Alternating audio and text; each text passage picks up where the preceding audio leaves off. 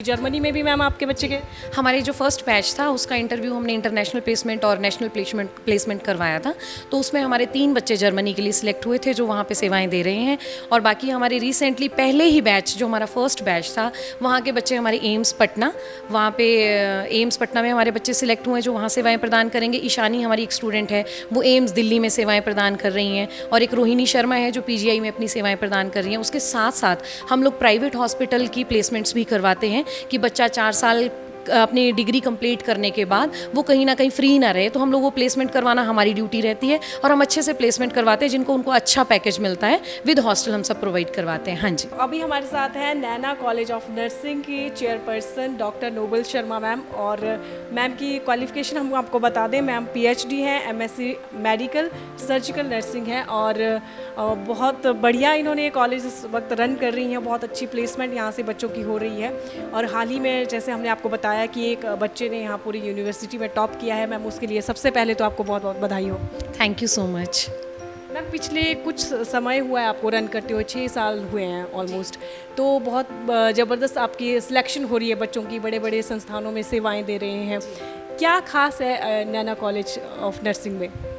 देखिए, सबसे पहले तो मैं अपनी कुलदेवी नैना देवी का धन्यवाद करती हूँ जिससे मैंने कॉलेज का नाम रखा था।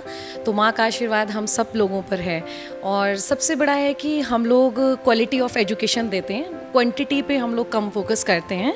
और हम लोगों का रिज़ल्ट 100% रहता है एवरी ईयर। जस्ट बिकॉज कि मैं नर्सिंग फील्ड से हूँ and I am the single management in Himachal I think जो नर्सिंग कॉलेज रन कर रही हैं। सो मुझे ये लगता है कि जो हमने अपनी नर्सिंग फील्ड से पहले से सीखा है वो मुझे ऐसा लगता है कि हमें अब इम्प्लीमेंट करवाना चाहिए। तो मैं हिमाचल में कोशिश कर रही हूँ कि नैना कॉलेज एक यूनिक फैमिली एक रिप्रेजेंट करें हम, और एज इट इज़ हम कर भी रहे हैं। एवरी ईयर हमारे जो बच्चे हैं वो टॉप 10 में रहते हैं। और इस साल हमारा बच्चा पूरे हिमाचल प्रदेश यूनिवर्सिटी में टॉप फर्स्ट रैंक में है। सो मुझे बहुत अच्छा लग रहा है और प्राउड फील कर रही हूँ। मेरी फैकल्टी और मैनेजिंग डायरेक्टर हैं हमारे प्रेम डोगरा जी, और हम लोग सब साथ में एक टीम बन के काम करते हैं। तो I think this is only the reason कि आज हम ये सब कुछ अचीव कर रहे हैं।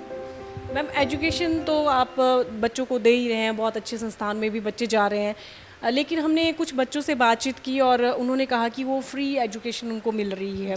इवन कि उनको हॉस्टल भी फ्री है, खाना पीना सब कुछ एजुकेशन के अलावा वो भी सारी चीज़ें फ्री मिल रही है उनको। ये इसके पीछे क्या रीज़न है मैम, क्या सोचा आपने? इसके पीछे मैम सबसे बड़ा रीज़न है बिकॉज़ मैं एक बहुत मिडिल क्लास फैमिली से थी। तो मुझे ऐसा लगता है कि बहुत सारे ऐसे पेरेंट्स होते हैं जो बच्चों को एजुकेट नहीं कर पाते हैं और उनके बच्चे बहुत काबिलियत वाले होते हैं, वो पढ़ सकते हैं। सो अभी हमारे पास क्या है कि जब हमारा 2019 में फर्स्ट बैच था तब हम लोगों ने एक बच्चा लिया था जिसके पेरेंट्स ही नहीं थे। एक लड़की थी कीर्ति नाम से, और वो कांगड़ा से थी। उसके माँ बाप नहीं थे और वो 3 भाई बहन थे।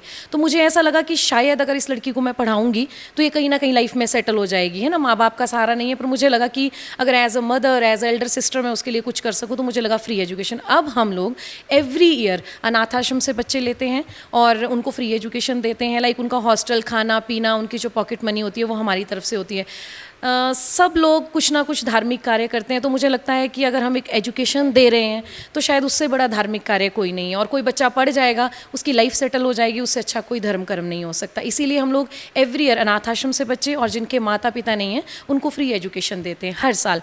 हमारा जो नर्सिंग कॉलेज है उसमें भी और जो वेटनरी कॉलेज है उसमें भी।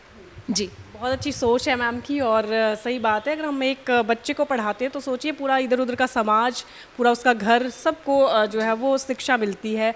और मैम आगे मैं जानना चाहूँगी स्कॉलरशिप के भी हमने देखा कि स्कॉलरशिप भी आपका कॉलेज प्रोवाइड कर रहा है, उसके बारे में भी जानना चाहेंगे। हाँ जी मैम, एक्चुअली क्या है कि जो बहुत सारे ऐसे बच्चे होते हैं कि जो नहीं पढ़ पाते हैं, उसके लिए हमारे पास कॉलेज में फैसिलिटी है।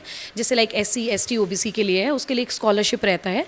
एंड जो जनरल कैटेगरी वाले स्टूडेंट्स हैं और जैसे जो बेचारे बैकवर्ड एरिया से बच्चे हमारे पास आते हैं, सो हम लोग उनको एक कौशल विकास भत्ता होता है, वो भी हम प्रोवाइड करवाते हैं। और हर साल बच्चों को, हर एवरी ईयर जो हमारे पास SC ST OBC के बच्चे हैं उनको प्रॉपर स्कॉलरशिप आ रहा है, और जिससे उनको एजुकेशन में हेल्प मिल जाता है। उनके पेरेंट्स का थोड़ा सा एक रिलैक्सेशन मिल जाता है कि चलो फीस एंड ऑल अफोर्ड नहीं कर सकते हैं जो, तो उनके लिए फैसिलिटी है और स्कॉलरशिप आता ही आता है स्टूडेंट्स को every year.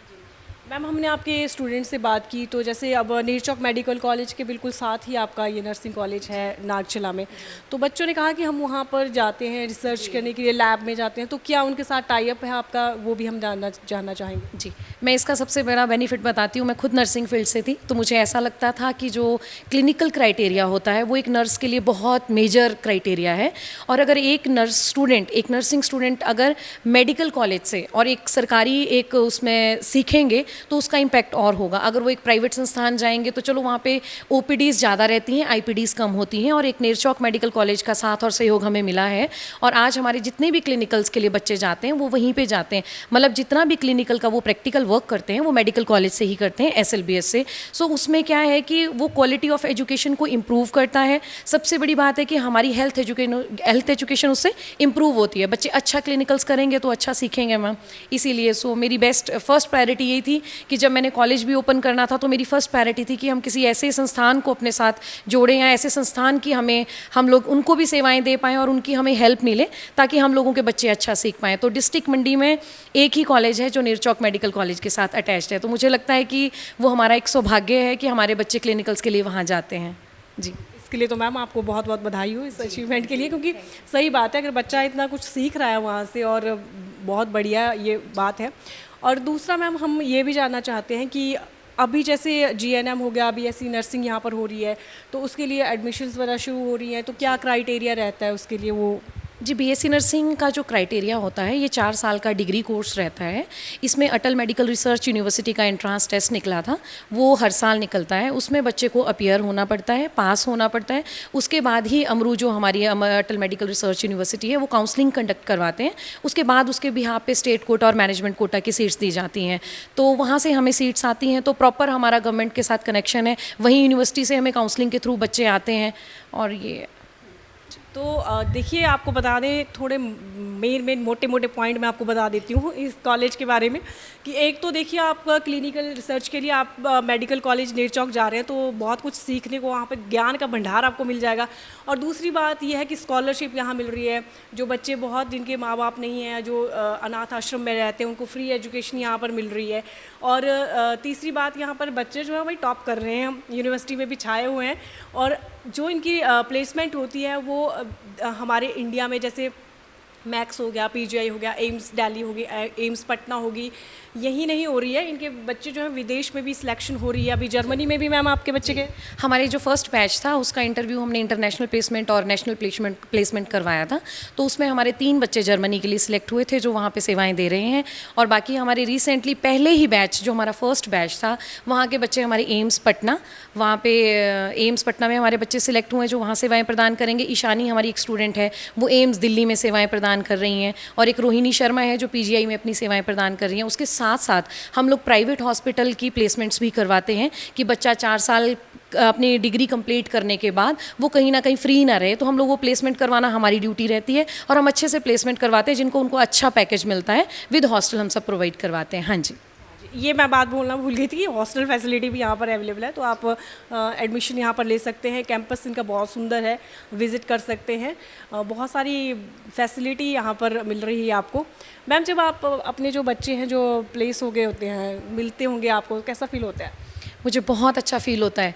You can't imagine, because health sector एक ऐसा सेक्टर है जिसमें हम लोग कभी ना कभी कहीं ना कहीं मिलते ही मिलते हैं। हाँ जी, भगवान ना करे किसी को ज़रूरत हो, लेकिन अभी मैं जब रिसेंटली पीजीआई गई सो वहाँ पे मुझे रोहिणी मिली, तो मुझे आई फील वेरी गुड कि मेरा बच्चा यहाँ भी काम कर रहा है। अब मैं एल्केमिस्ट हॉस्पिटल जाती हूँ और एल्केमिस्ट के साथ मेरे अच्छे वहाँ पे है। सो जब मैं बच्चों को देखती हूँ वहाँ पे काम करते तो आई फील प्राउड कि ये मेरे स्टूडेंट हैं, और इतनी जल्दी मतलब कब हमने कॉलेज स्टार्ट किया था और कब हमारे बच्चे इतनी अच्छी सेवाएं प्रदान करते, तो आई फील ब्लेस्ड। मुझे लगता है कि माता रानी का आशीर्वाद है हमें। मैम बहुत बहुत शुभकामनाएं आपको आगे भविष्य के लिए हमारी पूरी टीम की तरफ से, और थैंक यू आपने समय दिया। Okay, thank you ji, thank you so much Polestar team. Facebook पर पोलस्टार हिमाचल का पेज लाइक करें और यूट्यूब पर हमारा चैनल सब्सक्राइब करना ना भूलें।